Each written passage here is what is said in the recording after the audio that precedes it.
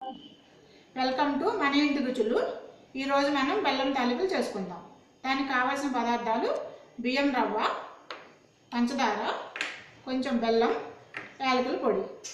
ఇప్పుడు ముందుగా ఒక కప్పు బియ్యం రవ్వ అయితే 2 కప్పులు నీళ్లు పొయ్యి మీద పెట్టుకుని 2 కప్పులు నీళ్లు పొయ్యి మీద పెట్టుకుని ఆ నీళ్ళలో కొంచెం ఒక ఇంత బెల్లం వేసి మరిగిన తర్వాత ఈ రవ్వ ఉండలు లేకుండా కలిపెట్టుకుని మూత వేసి సిమ్లో పెట్టి ఒక 5 నిమిషాలు పొయ్యి మీద ఉంచేయాలి. ఉంచేస్తే చల్లారిన ఇలా ముద్దగా అవుతుంది. ఇలా ముద్దగా అవుతుంది.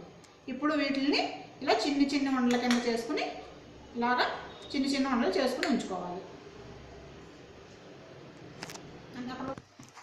ఇప్పుడు బెల్లము పంచదార కలిపి 1 కప్పు పంచదార కలిపిన బెల్లం కనుక 1 కప్పు అయితే 1.5 కప్పు నీళ్లు పోసుకుని బెల్లం కరిగినాక ఇలా నలిసి జిగురుగా అనిపించిన తర్వాత ఇప్పుడు మనం చేసుకున్న ఈ ఉండలని ఇందులో వేసేసి దగ్గరగా ఉడకబెట్టుకొని ఇప్పుడు మనం ఇందాక పక్కన ఉంచుకున్న ఈ ఉండలో కొంచెం నీళ్లు కలిపి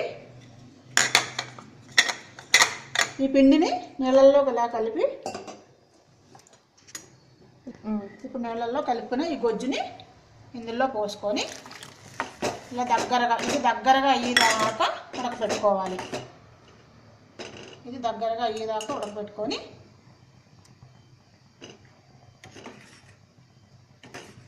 దగ్గరగా అయిన తర్వాత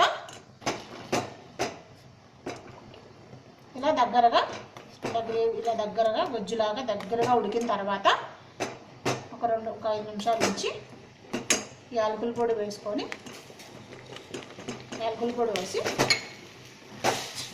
దించేసుకోవటం. ఇంకా బెల్లం తాలికలు